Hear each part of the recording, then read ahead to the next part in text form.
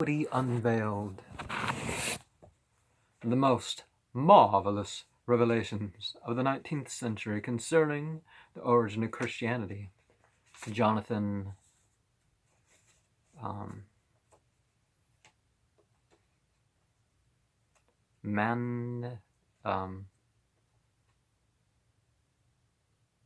don't remember what the M stands for. Robert. We are in the chapter Potamon. In view of what we have here submitted for the unprejudiced consideration of our readers on a topic of transcendent importance, if truth is ever to attain its proper place in the estimation of mankind, we claim to have taken a position in relation to the true origin and nature of the so-called Christian system of religion that cannot be shaken, and in order to test its value, we challenge the Christian world to show that we are in error in our claim that Potamon and his followers were the founders of the so-called Christian religion and not Jesus Christ, as they claim. We ask our readers to invite the attention of the Christian ministry everywhere to this fact, and require of them in the cause of truth to explain, or like men acknowledge the religion that they are teaching is false. And of course people say, well, okay, if Christianity is false, but you should point out that it's false. It's like, well, I'm not saying it's all false. I'm saying certain things that make it called Christianity.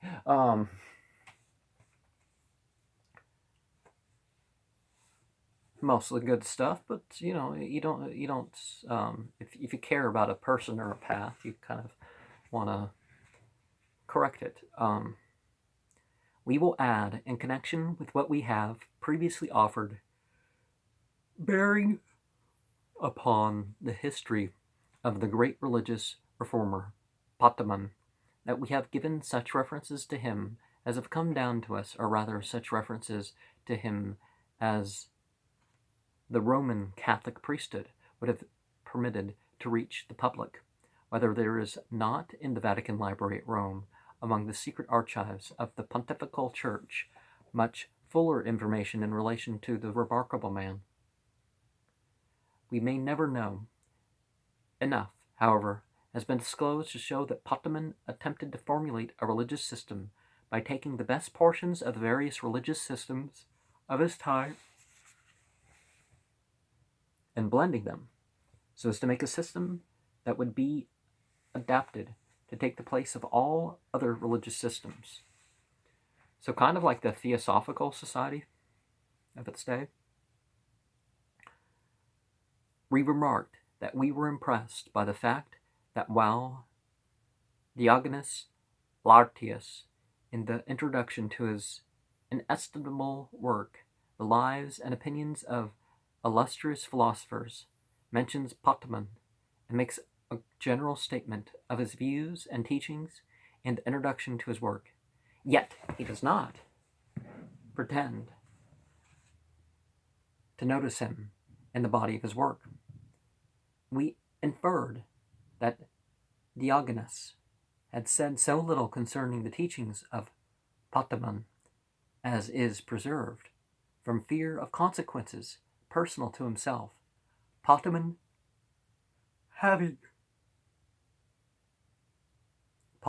having, as he says in his communication, have been banished on account of his attempt to found a new and a more perfect system of religion. On further investigation, we conclude that Diogenes Laertius did set forth in the personal history and opinions of Potamon, as he did the personal history and opinions of all other celebrated philosophers of his time. In his work, over 80 illustrious philosophers are treated by Diogenes Laertius, all of them anterior to Potamon, and yet not one word in the body of the work in relation to this, the greatest and most modern of them all.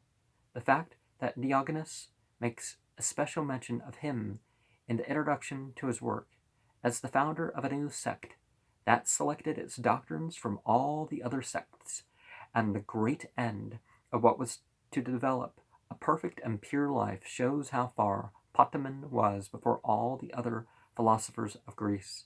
His school was established at Alexandria only a short time before Diogenes wrote, and yet Potamon is not so much as mentioned in the list of philosophers whose teaching he sought to embody in his work. It will not do to say that Diogenes either intentionally or inadvertently omitted to give the life and opinions of Potamon. The probabilities are so strong as almost to amount to a certainty that Diogenes did give a history, more or less in detail, of Potamon and his teachings. That this history of Potamon is not in the biographical work of Diogenes as it has come down to us, renders it most certain that it has been suppressed by the persons in whose hands the work of Diogenes fell. Most certainly they were the Christian priesthood, into whose hands the whole library of treasures of ancient times fell after the banishment and condemnation of Potamon. Then it was the Christian priesthood who for some purpose suppressed that portion of the writings of Diogenes Laertius relating to Potamon, as in the order of arrangement adopted by Diogenes in the preface to his work, he would have sketched the history of Potamon and his opinions last. It was an easy thing to eliminate that portion without in any way interfering with the biographies that preceded the biography of Potamon. Not so with the brief allusion in the preface to Potamon and his teachings. It would be impossible to erase or remove it without showing that, for some reason, a part of the preface had been destroyed, and hence that precious remnant of the teachings of Potamon had been allowed to come down to us. These priestly foes to truth naturally thought that in those few lines of that preface no one would ever perceive their relation to the origin of the Christian religion, and hence it did not share the fate of the biography itself. But for the return of the spirit of Potamon, his declaring what he attempted to do, and his ostracism and banishment, therefore, through the influence of the rival religious sects, the wonderful significance of the reference by Diogenes to Potamon would have continued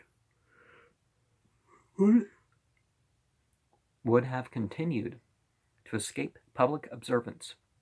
In the light of his spirit communication, its true significance is rendered plain.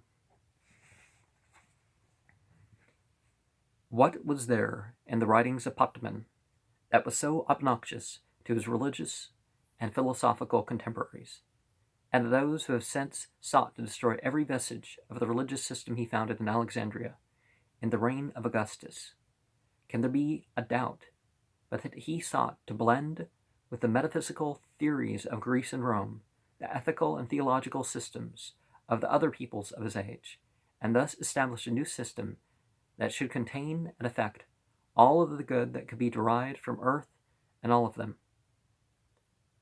This was the part of true wisdom, and shows that Potamon was so far before the philosophers and priests of his time as he was before the Christian plagiarists who appropriated his labors uncredited in all that can give leisure to a human life.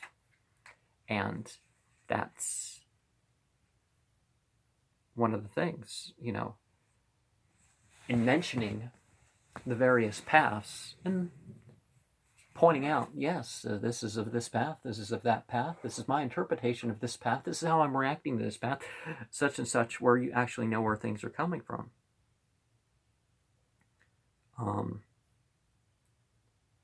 It puts the knowledge and understanding and the experience in the hands of the people,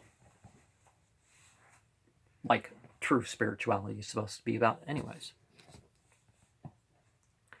As before said, we may never know what exactly Potamon taught, But when we consider the care with which the Christian priesthood have sought to conceal the fact that Potamon lived and taught at the very time when, it is said, the man God Jesus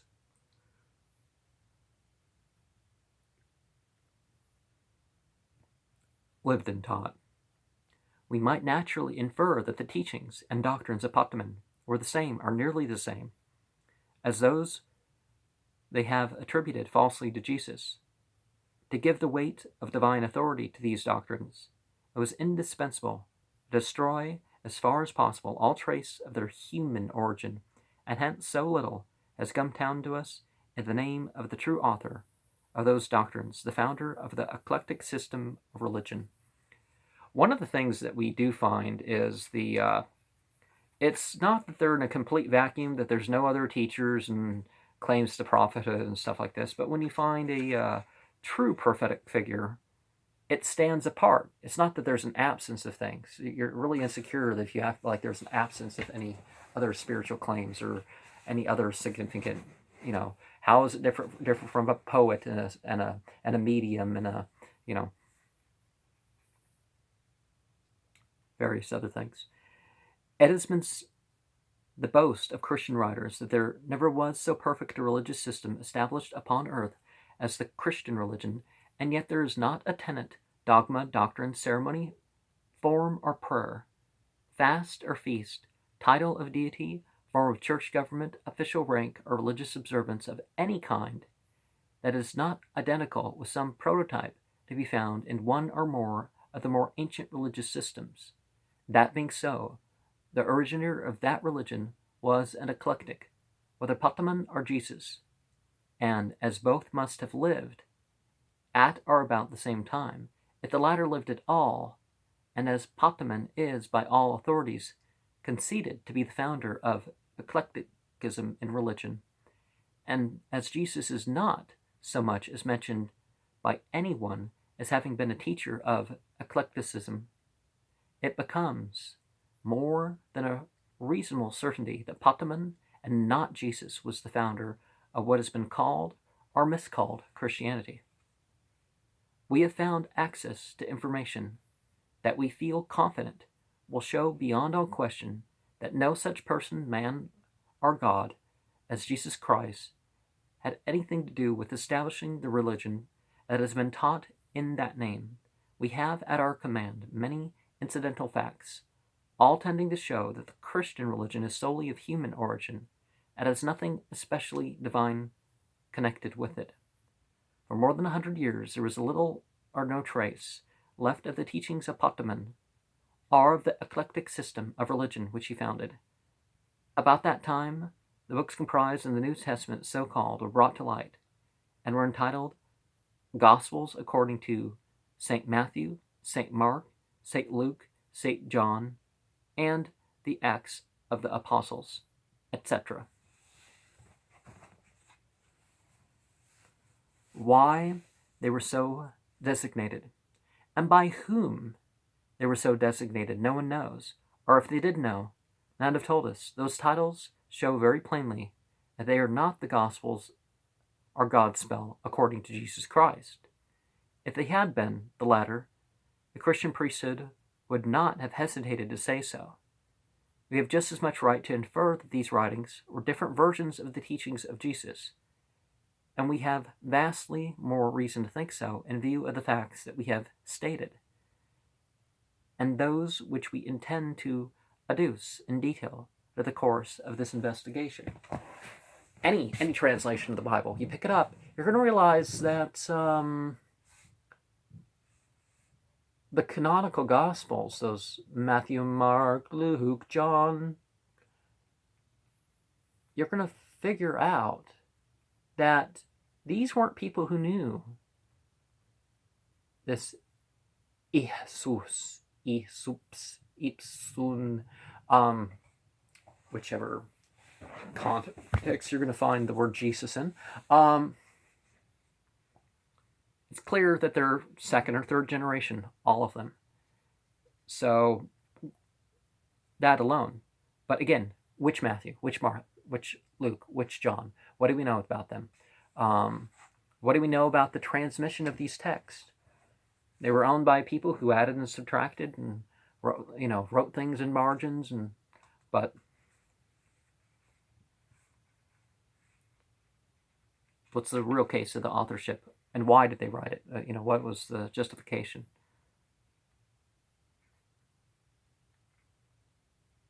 The first follower of the teachings of Potamon, who avowed his conversion to the eclectic religion, was Ammonius Saccas. North of Persia, maybe? Of whom too little was known, or at least too little of whose teachings have been permitted to come down to us. Of the great teacher, the Biographie Universelle says, Ammonius Saccas, thus called, because it is said, he was a sack, or bag-bearer in his youth. He was a native of Alexandria, and lived towards the end of the 2nd century. His parents were poor and Christians. They raised him in their religion. Disgusted with his wearing calling, he left it to give himself up to the study of philosophy, in which it is believed that he had Potamon as his master.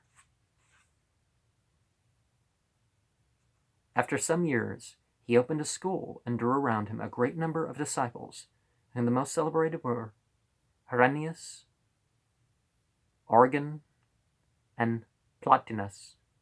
This school was ordinarily regarded as the first of the eclectic philosophy.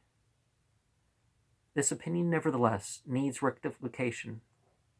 Eclecticism is the doctrine of those who, without embracing any particular system, take from each system that which is most comfortable, which is more conformable to truth.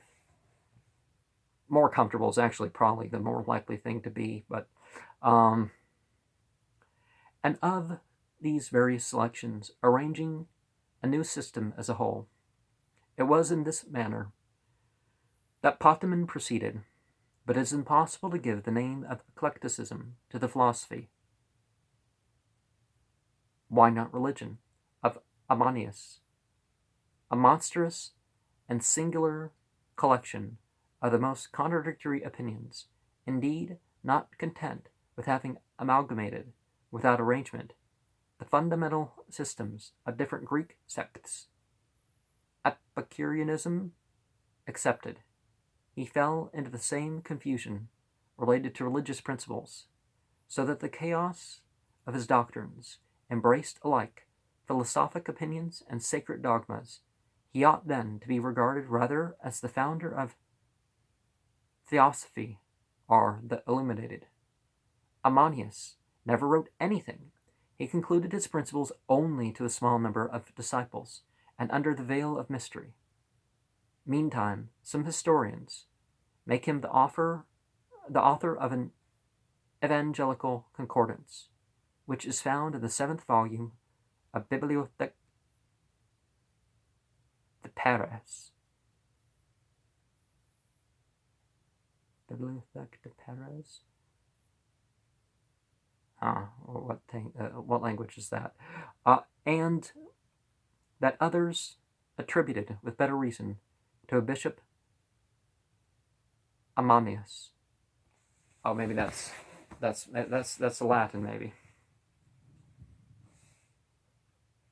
The Encyclopaedia Britannica says of Ammonius, surnamed Saccas, or sack carrier, from the fact of his having been obliged in the early part of his life to gain his livelihood by acting as a porter in the market, lived at Alexandria during the 2nd century of the Common Era, and died there in 241 of that same Era Vulgaris. Very little is known of the events of his life. He is said by Porphyry to have been born of Christian parents, and have belonged originally to their faith from which he afterwards apostatized. Eusebius, Church History 6:19, denies this apostasy and affirms that Ammonius continued a Christian to the end of his life. It is clear, however, that Eusebius is referring to another Ammonius, a Christian who lived in Alexandria during the 3rd century. Ammonius, after long study and meditation, opened a school for philosophy at Alexandria. Among his pupils were Herennius, the two Origins, Longinus, and, most distinguished of all, Plotinus, who in his search for true wisdom found himself irresistibly attracted by Ammonius, remained his close companion for 11 years, and in all his latter philosophy professed to be the mere exponent of his great master. Ammonius himself designedly wrote nothing, and the doctrines taught in his school were, at least during his life, kept secret after the fashion of the old Pythagorean philosophy. Thus, while all the latter developments of Neoplatonism are, in a general way, referred to him as their originator, little is known of his special tenets. From the notices of Hierocles, a scholar of Plutarch in the early part of the 5th century of the Common Era, preserved in Photius, we learn that his fundamental doctrine was an eclecticism or union of Plato and Aristotle.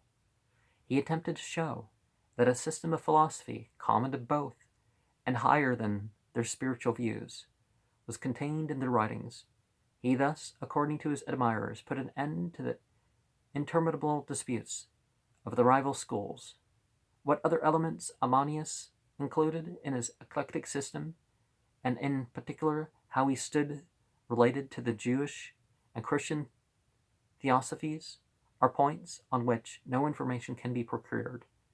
Few direct references to him exist, and these are not of unquestionable authority.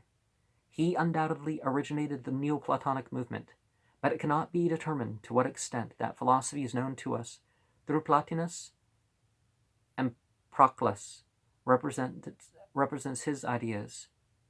Eusebius mentions some Christian works by Ammonius, as Porphyry expressly tells us that Ammonius the philosopher wrote nothing. Eusebius must be referring to the latter Christian of the same name. To this latter Ammonius belongs the Diatessaron, or Harmony of the Four Gospels, sometimes ascribed to the philosopher. We here see another attempt on the part of a Christian writer to get rid of all traces of the teachings of Potamon and to prevent the discovery of the great secret of the Roman Catholic priesthood, that Potamon, and not Jesus, was the founder of the Christian religion. Both of the writers cited concede that Ammonius Saccas was reared a Christian by his parents. The English writer quotes Porphyry to show that Ammonius apostatized, but admits that Eusebius, in his church history, denied this apostasy and affirms that Ammonius continued to live as a Christian to the end of his life. It is true he attempts to get rid of that testimony of the most erudite and thoroughly informed Christian father by saying it is clear, however, that Eusebius is referring to another Ammonius, a Christian who lived in Alexandria during the 3rd century of the Vulgar era. We are not, however, told that this very astute writer, that there was any reason to believe that the Ammonius, whom Porphyry alleged apostatized from the Christian faith, was the Christian Ammonius of the 3rd century, nor has he pretended that the latter Ammonius was ever charged by Porphyry with having apostatized from the Christian faith. There can therefore be little or no doubt that Eusebius referred to Ammonius Saccas when he claimed that he continued a Christian to the end of his life. Now, it being a fact, according to Eusebius, that Ammonius Saccas was a Christian, and that the Christian doctrines which he taught were kept secret while he lived, it becomes a matter of the deepest interest to know what those Christian teachings were which Ammonius kept secret. This English writer does not pretend that those secret Christian teachings were what afterwards became known as the doctrines of the Neoplatonists. It is true that the French writer above quoted says that the secret doctrines of the eclectic school of religionists says that the secret doctrine of the eclectic school of religionists founded by Potamon as the inception of what afterwards became Christianity were not the doctrines of eclecticism, but we will show before we close this treatise that Ammonius Saccas was a follower of the eclectic school of religion founded by Potamon at the very period when the Christian religion is universally admitted to have originated.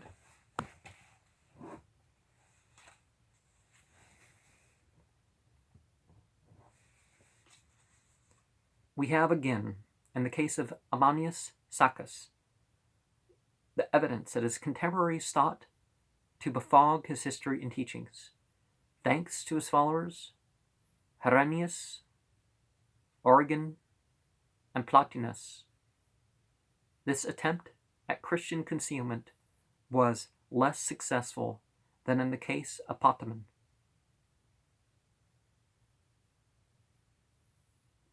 There can be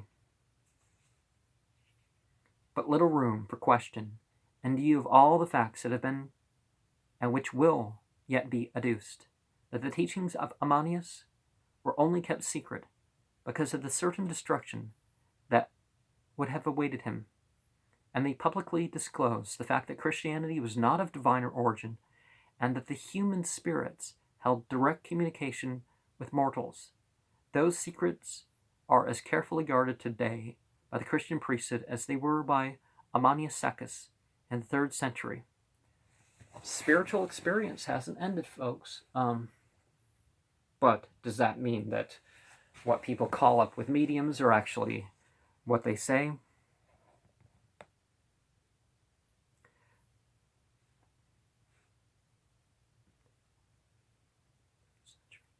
Finding that they can no longer resist the light which modern spiritualism is throwing into the dark chambers of mystery in which God's living truths have been buried by impious priestly craft, those sanctimonious swindlers cry out, "It is the devil! It is the devil's work! Have nothing to do with it!" We answer them and say, it has been the devil's work, that these most important truths have been so long concealed. It will yet prove that the prescribed Potamon and his followers have been the saviors of their fellow men, and not the cowed deceivers of their race, who've stolen the garments of sanctity. Who have stolen the garments of sanctity, the more effectually to accomplish the enslavement of the people. And so many have been there are people who authentically try to compose collections of a spiritual nature, and there are those who compose a collection to assert their own authority. Sometimes that overlaps, but it can be about the work. It can be about finding the truth. Among all those paths out there, there's bits of truth in all of them. Is there a path with all those truths?